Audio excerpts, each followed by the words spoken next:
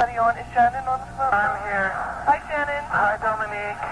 So listen, guys, the best way to get this going is that we should, try to keep it down to about 5 questions per person. Okay. And then if we see what our time is like, and if anybody has any additional questions that haven't been asked, we could shoot them in. Because Shannon's going to be going on stage in a little less than an hour, okay. So we're going to need to get through this. So I don't know the best way to start this, so why don't I just call out a name, that person can start, and then so I don't ruin a flow of maybe somebody having a question off another question. I'll let you guys go next, but you should identify yourself before you ask your question. Okay? Great. All right, cool. So why don't we start with Russell Lasso? All right, I'm here.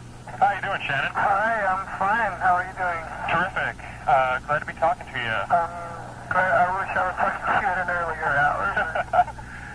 Where are you now? San Antonio, Texas. We're in the Alamo. Oh, terrific. First question. I saw you at the A&O Ball when you played up here at Northwestern. Oh, yeah. And the Aragon Ballroom. Yeah, at the Aragon. That was the place where my mother first saw her first concert. She saw Elvis Presley there. Really? Yeah. How long ago was that? A pretty long time ago, I think. Oh, wow. The band has been getting a lot of heavy pushing from Capitol, and since the ball up here, there's been a lot of word of mouth on campus about the band. Now that the album is out, what kind of reactions are you expecting from people? Whatever. I'm not really expecting anything. I mean, whatever happens is good. I mean, you have to be realistic about everything. You know, you have to think of. You know, I'm not the kind of person who's going to sit and think about being, overdosed with fame and fortune. You know, without thinking realistically of, being involved in a traveling flea market sometime in later life to make money. You know, I mean, you have to just, there's two sides to every coin. So as far as what I'm expecting, I'm just kind of whatever. I'm just the kind of person that sits back and watches the world go by. Okay. You know, I don't really put much thought into anything that isn't realistic. Mm-hmm. Okay.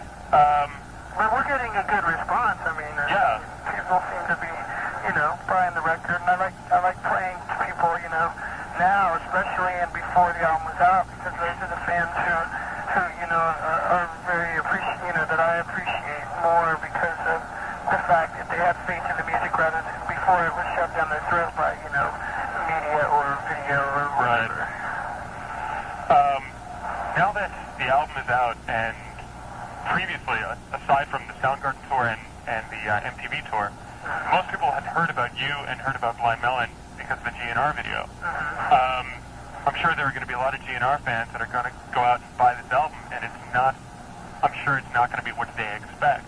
Now, well, I mean, if there's a lot more to grasp than just that. I mean, right. I'm not the kind of person who lives in the past, and that was a long, long time ago. Yeah. I think that there's a lot more reasons to buy the album than just that. Like what? I think that there's quality of the songs on the album, and as far as being able to relate for someone who's from a typical repressed environment that the majority of the United States, I mean, there's small town kids, there's a lot of small town people that we're trying to reach. If it's doing well in the big cities, that's great. Right. And I'm happy for that. But I mean, from where I'm from and what I'm about pertains more to being a kid who's overwhelmed by a building that's taller than 14 stories. Right. I mean, whatever the reason. I mean, I think that I'm not the kind of person who goes and buys a record because someone else likes it. Mm-hmm. I kind of like to buy a record and find my own reason for liking it. If people want to like it because of the GNR video, well then that's up to them. Right. But I'd hope that they're a little bit more acceptable of the tunes on the album and the band Blind Melon. Right. Opposed to just because I appeared in a video. Right. Something that you just mentioned, which I also wanted to ask you about, even though you all got together in Los Angeles, Blind Melon is not an LA band. I mean, it sounds like it's a garage band out of the Midwest or from the South. Down where I'm from, I hear a lot of bands that have that type of sound. Guys that got together and just started playing. Have you been trying to stay away from the whole LA? I mean, no, we actually it wouldn't be right for me to do that because I grew up and learned a lot about what life had to offer by moving to LA. You know, I wasn't subjected to a lot of the problems that the world has until I was thrown into this chaotic environment of Los Angeles. You know, I was subjected to things, problems with homelessness, for instance, and just realistic violence. You know, there's not a lot of those things that I see when I'm in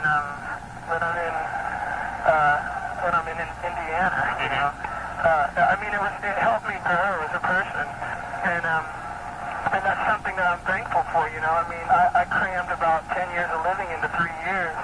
You know, and it was definitely a growing experience. I mean, we all knew what kind of environment we were conditioned in. So, I mean, it was kind of like a vacation that lasted a little bit longer where where I met up with the guys and after everything, once I stopped growing from something, I tend to leave it. And I learned enough about LA and about what it had to offer, enough that I really kind of was ready to leave and kind of get to someplace where I could focus, 100% on the music. I mean, for what's good for some person might not necessarily be good for another. And, LA is a good place for someone who enjoys that kind of environment. But for me and for, I think, the rest of the guys and what we believe in, it didn't hold that much more except, just distraction. Mm-hmm.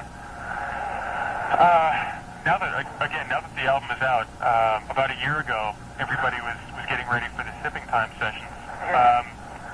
Is that ever gonna see its way, or is that I don't totally know. incorporated?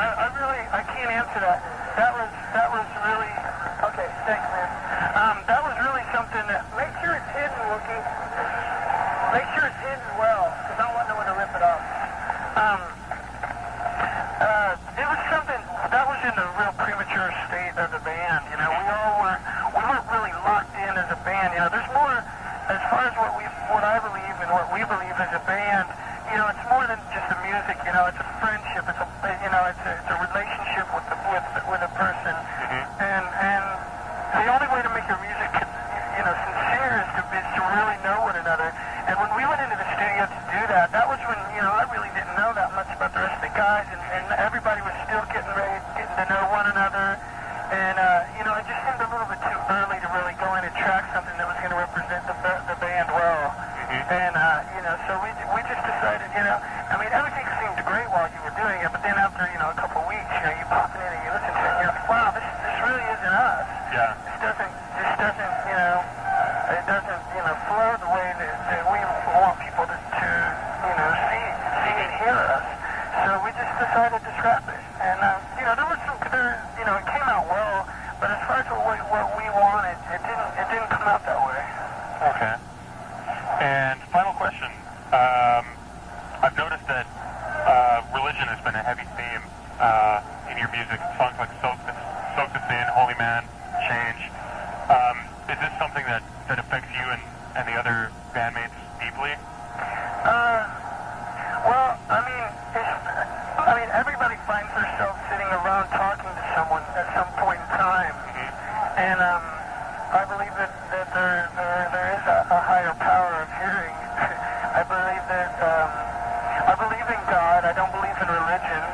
I think that that man has really changed what they feel is what religion is all about. I think that's been juggled too much for anybody to really grasp onto something that seems really real as far as religion goes. But I do believe in God, and I do believe that everybody finds themselves talking to Him at one time or another, whether they want to admit it or not. And I mean, sometimes I find myself in that position. So it's nothing that I'm trying to promote. Mm-hmm. or try to shove down someone's throat, but You're expressing how you felt it. Yeah. I mean, it's just I get tired of talking to the mirror every now and then. Yeah. Well, that's great. I guess it's time for someone else. Yeah. Is someone else there? Yeah. Okay, how about Chip Midnight? Yeah, Shannon. Chip? Yeah, how's it going? What's going on, man? Not much. guys going to be coming back to Ohio soon, or? I don't have the faintest idea, man. I don't have the faintest idea. They got us running around like chickens with our heads cut off. Right now you're out with Ozzy and Al. Yeah, it's going good too, man. How many shows have you played with them so far? We're playing tonight. We're playing in San Antonio. They haven't allowed him back here for like 10 years because he pissed on the album. Yeah, that's right. And you know what, Chip? I cannot hardly hear you at all. Oh, yeah?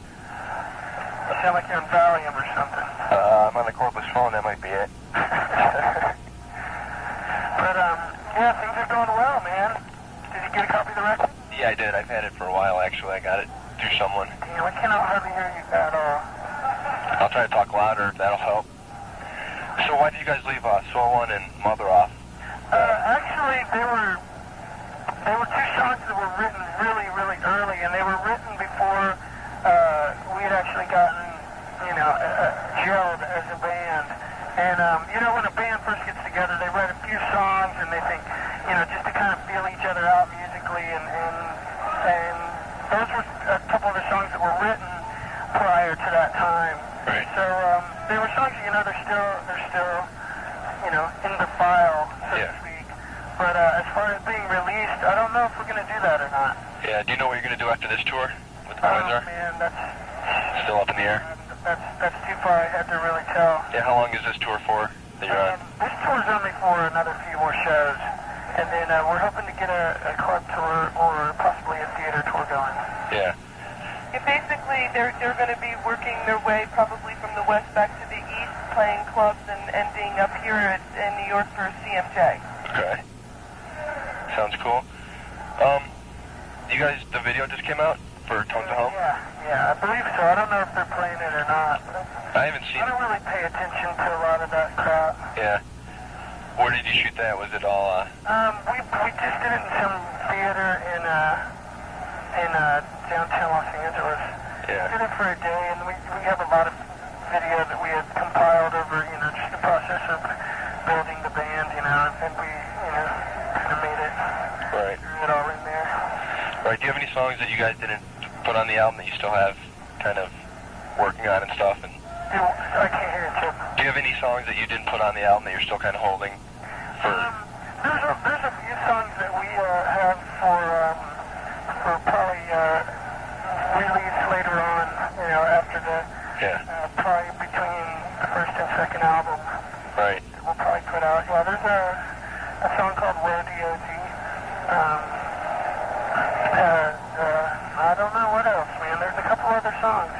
Yeah. There's a couple live takes of some stuff. Yeah. So how did the rest of the tour go after I saw you guys in Dayton? You guys headed up to Canada, didn't you? Yeah, it was cool. It was all right. Touring is touring. Yeah. Every night's good. I like to play live. I don't like time on my hands. Right. I don't like to be stagnant. Yeah. Big Audio Dynamite just came through here a couple weeks ago. Really? And Live was here about 2 months ago. So we got to go see them. They're good mood music. Yeah, definitely. Mick Jones he's a rebel. Yeah. So, Survivor. So how did it feel like you've now got you have the big Rolling Stone article on you guys, which is pretty cool for, I guess I don't really pay attention that much to that, in all honesty. I mean, it's something for someone else to read. Right. I know how I am, and I know how what I believe in, and I know what the rest of the guys believe in. So as far as every now and then I'll pick up something and read it, but to me it's just it's distracting to me because you find I see people who are up and coming today and bands that are doing well right now, and it's so obvious that they read everything that's written about them because they start to conform to what the writer writes about them. Right. And their whole belief and their whole attitude seems to change, and their beliefs kind of get juggled around, and they seem like they're very superficial. And I think a lot of that is due to what they read about themselves, which seems kind of very conceited. And as far as if I have a good relationship with the person who's doing the interview, I'd like to maybe jump through there to see if they had a clue about who I am and what I'm about. And most of the time they don't, and most of the time it's all. But so it's good for a laugh every now and then. But Tim Neely from Rolling Stone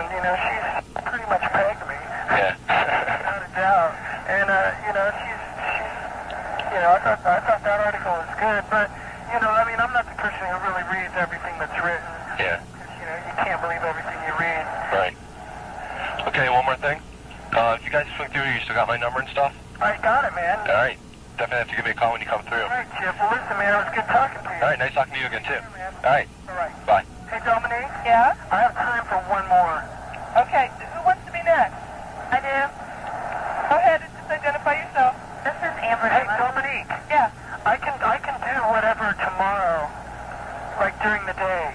Whoever I don't speak to, Uh-huh. it's just that I gotta go warm up because this show's really close to going on. Okay, well go ahead. Let's go with Amber then, and then what we'll do is we'll figure it out from there. I'll talk to everybody. Okay, Dominique. Okay. Amber? Yeah, this is Amber. Hello. Hi, how are you? I'm fine. How are you? Hi. I was just wondering what it was like being in the video with Axel and everybody from Guns N' Roses, and how was that sort of like, did you see yourself being in that position like a few years from now? I mean, is that something that you want to be? Well, you know, Amber, in all honesty, I would like to talk about something that maybe it's not so obvious. Something that, you know, I mean, I like to make the interview a lot interesting for you and for me and for the reader. And by talking about something that's been talked about for a year, it's kind of a waste of my time and a waste of a reader's time. And I'm sorry to be that blunt, but Okay, it's well, just, you know, I mean, there's a lot of other things to talk about. all right, get back to the media. Hey, cut in for a second. Yeah. I feel like a moron. I'm Meister. I feel like a complete moron, but which video were you in? Just it was Don't Cry? Is that the one? Yeah. Okay, you were the dude singing with Axel then, right? Yeah. I'm sorry, go ahead. Okay, anyway, well, we'll get off that. Can you tell me a little bit, you said something about the media coverage that you've gotten so far. Do you think that most of it has not been accurate? Well, I mean, every now and then someone, you know, I mean, they tiptoe on the truth, but, you know, they tend to elaborate on something that is, you know, out of context as far as, you know, about like, you know, when I elaborate on something, they tend to take it and put it under a different, they tend to change their question when they print it. They'll get the quote right, but they'll change the question that they ask, you know, when it's printed. But, you know, I mean, that's whatever. Right. Does that bother you? You said you don't pay a lot of attention to the... No, it doesn't bother me. Those kind of things, they just, you know, they're kind of, they just, you know, they're part and parcel with doing this for a living, I guess. How much do you think that the media coverage you receive affects the way your fans listen to your music and receive your music? I'm sorry, I didn't hear you. How much do you think the media coverage you receive affects the way that your fans or your listeners understand your music and understand you as an artist? I don't know. It's two different things, actually. What the eye sees and what the mind thinks is definitely two different things, you know. I mean, if they read an article and then looked up and saw us playing, I mean, maybe they'd find some link, I guess. I don't know. You know, I'd hope that what they read would you know, maybe help them, you know, be interested in going to see the live show, because the live show is where it's at. I mean, to be there live, I mean, anything. It's like you can hear about how good a movie is, but you're not really going to know until you go see it yourself. So is that where people really get a feel for who you are and where you're coming from, is in the live? I'd say that, or by listening to the record, by getting stunned and putting headphones on and just sitting back and watching CNN with the music playing and the volume turned down. Would you recommend that? Yeah. That's getting stoned. Would I recommend getting stoned? Right. Well, if that's what you're into, yeah. Oh, and one more question. What's your favorite beer? I don't drink. You don't drink? No. Okay. Anybody else have any questions? Yep. Yeah, Phoenix here. Huh? Phoenix here. Have you ever been booed off stage?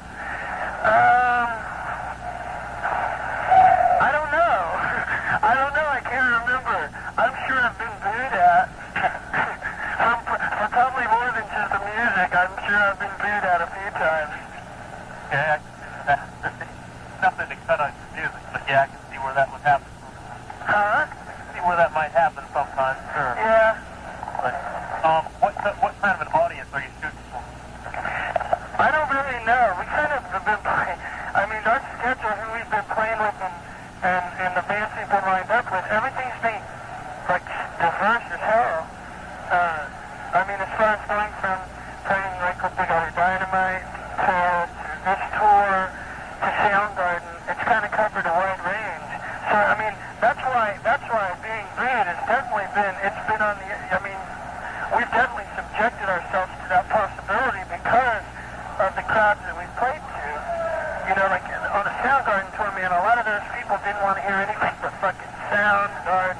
Sure. And does that influence what you do? Huh? Do you let that influence what you do afterwards? It's a challenge. It's good. I mean, it just shows. I mean, I think that a lot of the kids and a lot of the people that are listening to music these days are a little more open-minded to just diverse styles of music.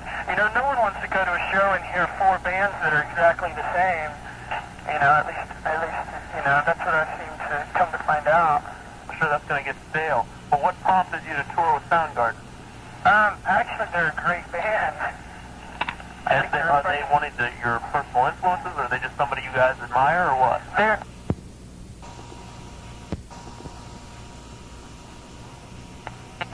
When someone brought that up, man, I mean, I was, you know, clicking my heels at the fucking excitement. I mean, they're a great band, and you know, there's not much more that I can say about that. Okay. Without sounding like I want to get married to all of them. Yeah, that would definitely make for a weird stage act. Yeah. Okay. Well, I think that's about all the questions I got. All right, man. Well, Okay, Shannon, how are you for time? I'm. You know what? To be honest, I really have to take a shit. Oh, my God. All right, listen, why don't you go... I'm actually, you know what's funny is that I guess that Ozzy made these shirts for this show, and they said, you know, because he got banned from here for 10 years for pissing on the Alamo, and I guess that he made shirts for this show that said, "I'm back to take a shit," and they fucking got all pissy about it, so they're not letting him do them. Isn't that hilarious? It is pretty funny. But anyway, Shannon, one last thing. yeah. Everybody's been talking about how the media's been pressing you. Do you feel you've been hyped too much? You know what, man? That's a great question because hype is something that hype has made me dislike bands. You know, because nobody wants to find out about a band through hype. I mean, for me, I'm not speaking on behalf of everybody, but for me, hype is something I like to find a band on my own. I like to find a band on my own. You know, sometimes being turned on to a band by a friend is great, but when they're just, you know, if you don't have the goods to back up the hype, then it's something that you should be nervous about. I like to think that our album's strong enough and that our live shows are strong enough that it doesn't bother me. But yeah, the hype thing is just, you know, I mean, it's a wave that, you know, that I don't like. So but you think That's why I ignore a lot of reading a lot of the articles and I mean, not that I don't want to, I would love to, but right now, you know, we haven't been around enough for anybody to really be accurate about what they're, you know? Yeah. You know what I'm saying, right? Yeah, exactly. And it's like, I mean, if we had a couple albums out and had done a few national tours, you know, I could understand that, but there was a lot of hype before we even toured. Sure, I mean, and that was kind of disappointing to me because I wanted to go out and play and just fucking have people be hyped about like the live show, not because of something else, you know. And now we're finally getting to do that chance. That's what's making just this tour and having the album out so much more, you know, real to me. Right. Because hype is a very unreal thing. Okay, well, thanks a lot, Shannon. All right, man. Well, thank you. Okay, Shannon, so then why don't you go and everybody else stay on the phone for a minute if you'll be so kind as. Okay, everybody, thank you. Shannon, thank No problem, man. You guys have a good one, and I'll talk to you later, Dominique. Okay. Bye-bye. Bye-bye. Are you guys... 7 where rock